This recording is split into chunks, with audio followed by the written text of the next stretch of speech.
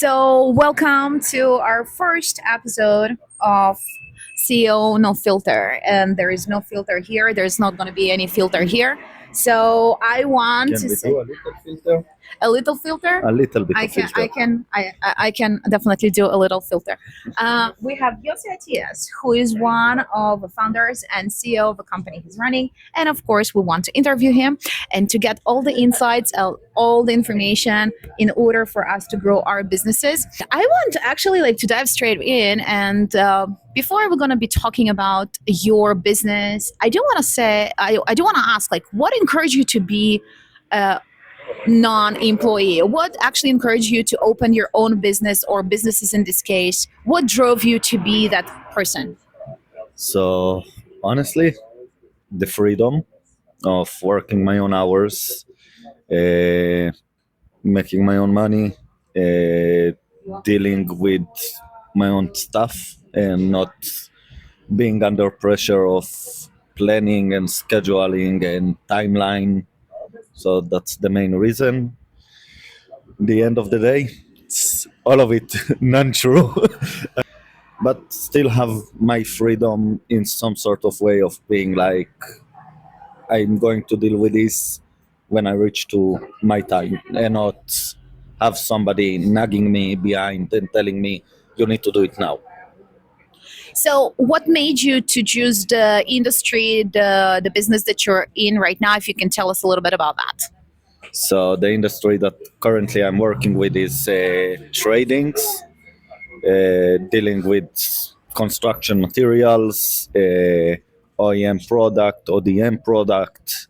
What encouraged me is mostly to taking a product, especially for the OEM and ODM product, that you take a product and you take the idea, bring it back to life, bring it to life, and seeing it later on in the market. It's have some satisfaction in it. I just like to get a creative idea of people, helping them to develop their product in a low cost, with high quality, and see it on the market later and being like, I made it.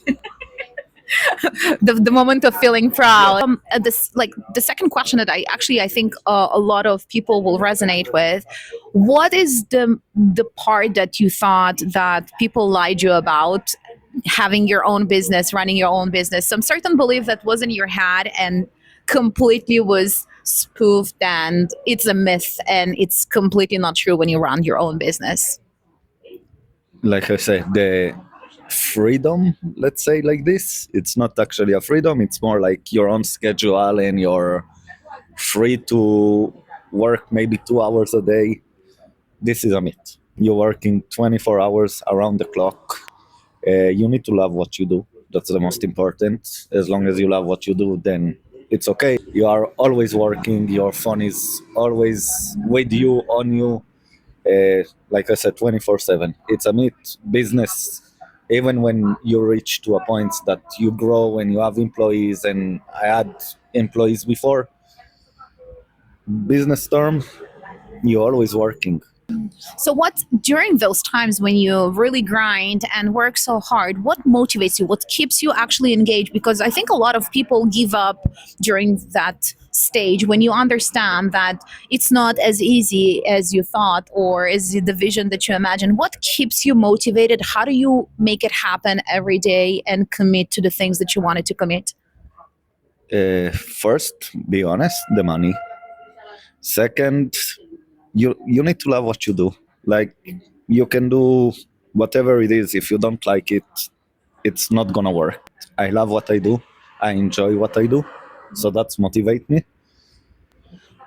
Second, Third. third, I don't want to have a boss over me.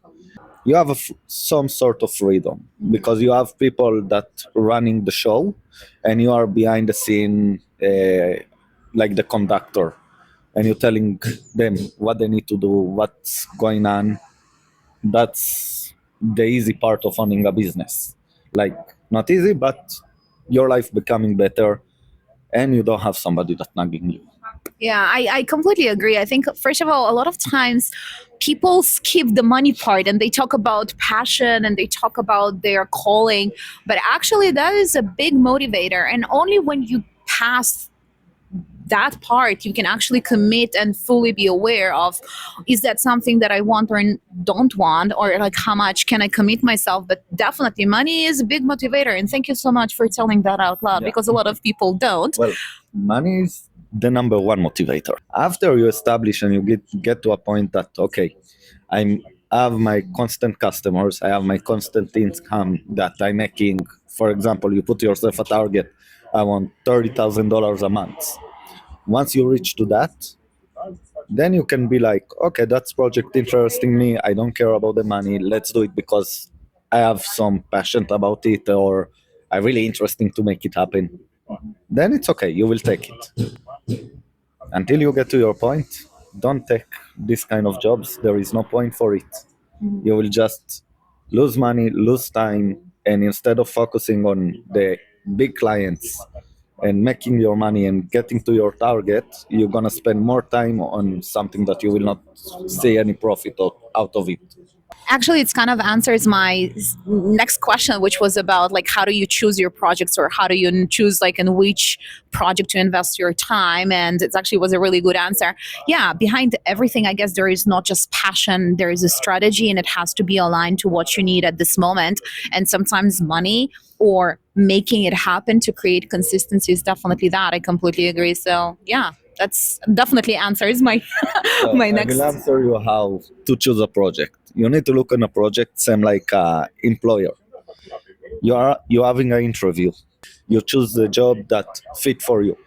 Now you will go for interview for 3 or 4 factories, and who will offer you the best conditions, the best salary, uh, whatever, best healthcare, best hours, working hours.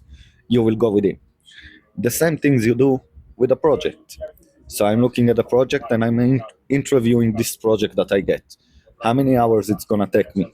What do I need to do to make this project successful? And the most important, this project is my employer. How much money is gonna pay me? Then you need to basically like an interview. You interview your product, you interview the customers. You know this is gonna make me great money on less amount of work. Take it. It's gonna make you little money for a lot of time of work. You're losing business because the times that you're going to put the 40 hours that you're gonna put for $2,000, you can take 20 hours out of it and find other customer that will pay you more. So better don't make money, but don't lose time. That's a good way to look at it. It's definitely always about time efficiency and, of course, the profit that you make, to what extent it's worth it. Um, Tell me about time when you were ready to give up.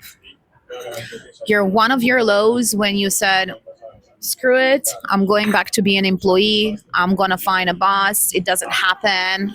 Money wise, time wise, you felt drained, you fell at the bottom. Almost every week. Honestly, almost every week. It's get to you. It's point of again. I can choose the easy road and be an employee and work 9 to 5. Have somebody on my back. Have a decent salary, maybe, and bust my ass for somebody that will make money out of me. Or you can suck it up. I will not make things beautiful in this interview, but suck it No up. filter. No filters, exactly. Suck it up. Every failures that will happen doing the business, it's something that you need to learn from. You just need to suck it up. Like you can have a 9 to 5 job, you will never reach to anything else than 9 to 5 jobs. You will basically be a 9 to 5, get your retirement fund later, and being like, what did I do with my time? So yeah, you have breaking points every week, even every day sometimes. Like project are failing, customer is calling, they are unhappy with 1, 2, 3, 4, and you're like, yeah, let's take the easy road. Let's be an employee, work 9 to 5, get my 2, 3, 4,000 euro, But that's it. This is what you get. You get the 2, 3, 4,000 euro a month. Would you want to have it, or would you want to reach to the 50k a month or 100k a month? The 1 to 1.5 million. That's my yearly target. Put it. See how you achieve it. Find a way. Suck it up and do it. It's funny. It's actually really funny how you say that, like, to choose the easier way of 9 to 5, but to some of us this is like the hardest way, actually. Like, that's for me, to choose 9 to 5, it is a struggle. So I guess, like, whether I want to struggle with this one, with the grinding and pushing myself a little bit harder, or whether I want to go back to 9 to 5, the 9 to 5 seems like a nightmare. So that's definitely not the easiest way to for me to choose. I think it's also what you were saying, right? So when I say it's the easiest way, it's people choose 9 to 5 because you know what you get. My money will come on, I don't know, 10 of every month. I'm getting my, I will call it allowance. Basically, it's not even a salary. It's like somebody giving you an allowance for until next month, and you will get it again. So this is the easiest way. Like, you really have like quiet. You know that next month I have money in. Comparing to when you own your or you start your own business, you have a lot of like, okay, when you start as a normal person, if you don't have a family that support you, you have your saving, and you're gonna eat from your saving to support your life and your cost and everything for the next 1, 2, 3, 4, even a year. So it's scary. It can scare people and being like, what am I gonna do? So next month I'm not gonna have income. How am I going to support my life? How I'm going to pay my bills? You need to understand, like, this is where the hard work and the breaking point coming in. And for many people to be like, okay, next month I'm not gonna have money. If you get scared of, I'm not gonna put, I'm not gonna take money out of my pocket. I'm not going to sacrifice, because business is sacrifice. I'm gonna sacrifice time. I'm gonna sacrifice money. I'm gonna sacrifice quality times or whatever. You're gonna sacrifice a lot until you reach to your goal. So a 9 to 5, it's easy. I don't need to sacrifice anything. I know I'm coming to the office at 9 o'clock in the morning. My boss will yell at me. It's come from here, get out from here. I will do what I need to do. Worst case, he will fire me. I will find another job. Worst case, I don't like, I will find another job. I will quit. But I have always the same income, and I don't need to sacrifice anything for what I'm doing. It's not a way to live, right? Well, like you mentioned, the fear of, like, you're not sure you're going to be able to pay the bills, and this is what motivates people to continue working as 9 to 5 hours, because it gives a certain stability. But I wonder, what are your other biggest fears as a founder of a company when you have your own business? What is your bigger fear, the biggest or biggest fears, besides the will I make it to the next month? Uh, there are many. There are so many. Would you like to share? You can look on so many scenarios. Like, you can look on a project that will fail and will not go good, and lawsuits, and no income next month, or what I'm like. Mostly the biggest fear for me will be, it's what happen if there is no plan B. There is plan A, and plan A have to work. It has to work. Like, so the biggest fear will be like plan A is failing and me giving up on plan A and move to 9 to 5 job. Plan A. There is no other solution. Like, you need to make it work. Even if this month you don't have, find a solution. What question about your business you hate being asked? How much you make per month? Why is that? Because it's nobody interest. I have months that I can make 30, 40k. I have months that I can make only 3k. Like, it doesn't matter. My business is my business. Exactly. That's my point. Like, it's none of anyone business. Like it's not mean that if I make this amount of money you can do it, maybe you can do better. Or another question will be, why did you start it? You know exactly why I started. Money. Can make more money when I work for myself than I make for working to somebody else. I can make my own hours work to myself than anyone else. So those questions are useless. Like, I will not let you know what is in my account and why I started. It's very simple. I don't want to work for somebody. I think you're touched a really interesting spot because a lot of people try to avoid the money conversation or the money topic, and there are a lot of people that do have issues with money. A lot of entrepreneurs started their entrepreneurship not to make the world a better place. I mean, like it was maybe in the back of their mind, but it's actually started because they want to make their millions. They want to have an apartment to live. They want to have a car. They want to have a nice car. They want to meet the girl. It's quite a materialistic world, but it's also okay to do it for other reasons. But I think people do forget about the money issue. And yes, we do want to make money. You're completely right. And talking about it, people love to compare money, especially in business. There is a lot of like, oh, I made 1 million, 6 figures, 7 figures. It is great. But to get there, there's so much competition and people do compare, and talking about it sometimes definitely ruins the whole process because it's not necessarily, at least that's what I think, it's not about how much you make a month or how much you close per year. It is about you're actually having that business, you're having your projects, you're, like you said, you're gonna be Enjoy what there. you do. Yeah, you're enjoying what you do, and you're gonna be the one that's gonna say, oh, I did that one, that's my thing, rather than, oh, I made 1 million. No one's gonna remember that you made 1 million, but people maybe gonna remember what you created. So I think sometimes people do talk about the money part quite a bit, or sometimes the opposite, completely ignore it. So thank you so much for putting it on the table. That's definitely something that people sometimes forget it. It's like, yeah, we do want to make money. Nothing is wrong about it. And I think the opposite, to flash it, maybe ruin it, but sometimes to talk about it is to put the issues on the table. You're only there for the money. Cut the bullshit. Like, let's cut the bullshit. In the end of the day, you have bills to pay. You will never work for free. So even the owner of a non-profit profitable organization, you have an apartment that you need to pay, right? You have electricity, gas, car insurance, clothes for your kids. If you have kids, clothes for you, uh, whatever, food. You need the money. You all doing it. We all doing it for money. You not wake up in the morning for, I have a good heart and I want to save the planet. Come on, cut the bullshit. I'm all about let's save the planet and let's be more green and do recycles.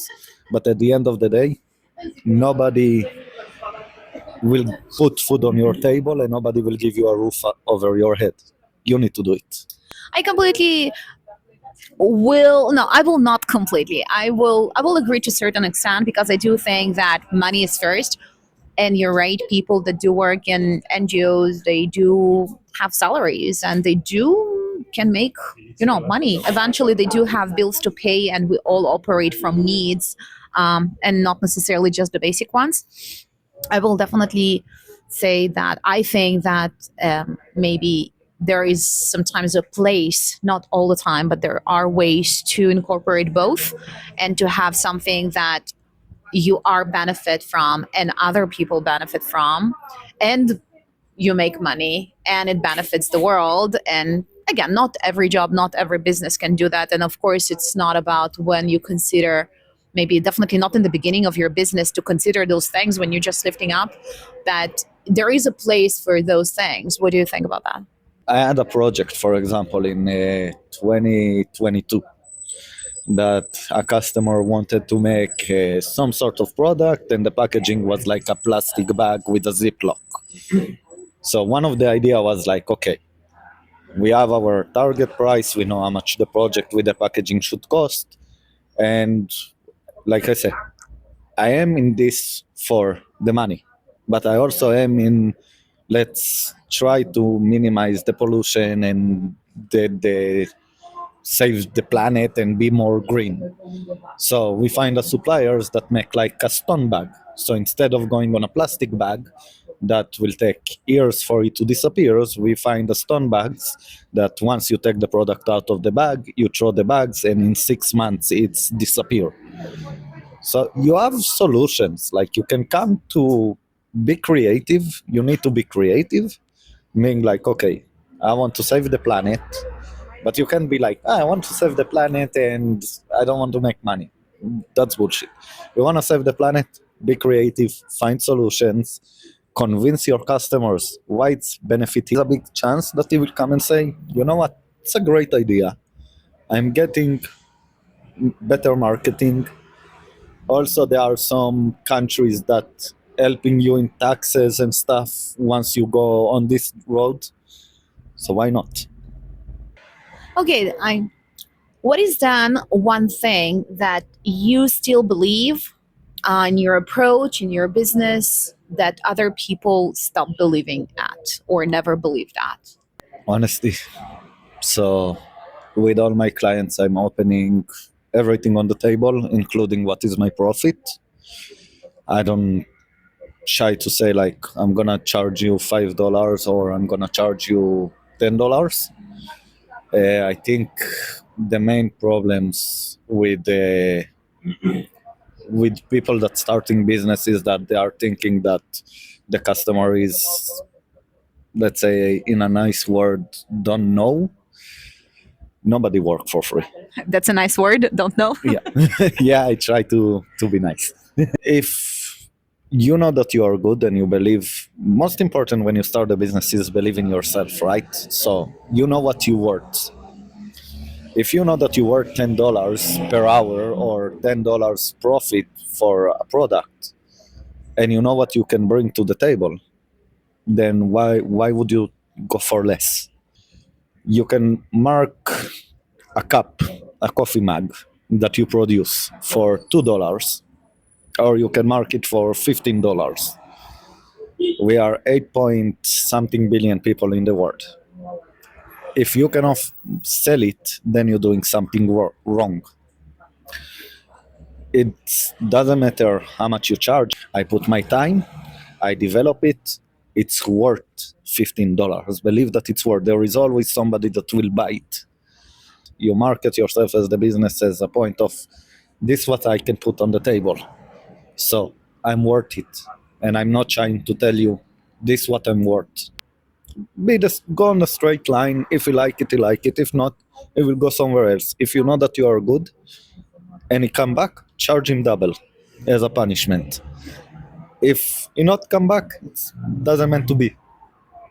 So I wonder if you know, even now, that there is something that certain beliefs, certain things that limits you, and you know that if you would have got rid of those ones in your business, your business would have grown and thrive and even better.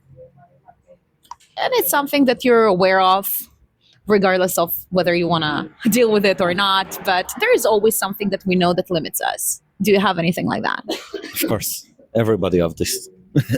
No, Can I ask what's yours? what's mine? I think there are many. I think number one will be that many times I would be like, if I want something to be done, I do it myself. Communicate. Communicate with your staff, communicate with the people, explain them, and don't just be like, fuck off, I do it. That's it. Uh, every business will have this. Like, you need to learn from your mistake. You can learn from other people. Like coming to a business and being like, oh, I can do better than him. No, you can't. It's very simple. Why? Because he's already done it. He's already faced the challenges that you are going to face. You don't know. You think only 10% of what the other person face. So you need to stay open-minded. And I think this is mostly people that start business and being like, I have no problem in my business. I know what I'm doing. Yes and no. Like again, you can do everything very good, but you will always have something that you can improve to make the business more efficient. If you had to go back and to start everything from scratch at the age of 20, what would you give yourself as a advice to not repeat the same mistakes that you've been making during all those years? What would be your advice to yourself if you had to reset everything? Study more. I think like be more open-minded and study more and understand really the market and what the market needs. So I think this will be number one advice.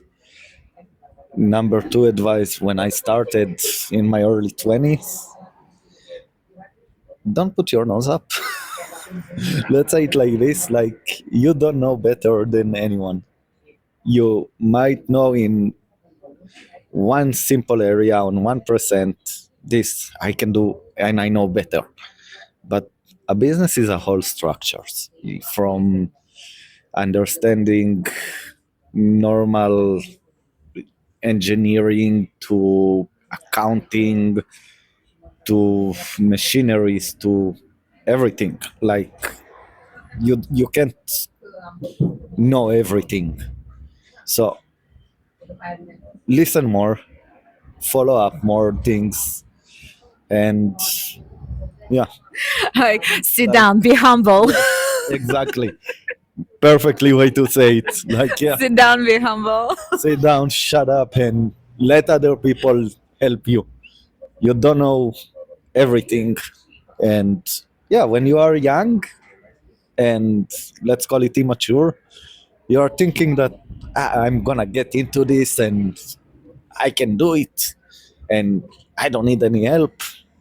Yeah, you do. You do. You need a lot of help. One of my best things that I learned after my first business fail that is I need every advice that possible I can get to run the business more smoothly. So concentrate very carefully which area you want to go, what you want to do, how you want it to run, and every advice is gold. Hi, guys, it's a new channel, so please follow up and subscribe to help us grow. If you have any questions or any comments that you would like to add, please don't hesitate to put them down in order for addressing your issue. If you want to be actually on this series for CEO No Filters, please welcome to DM me or to just contact me here.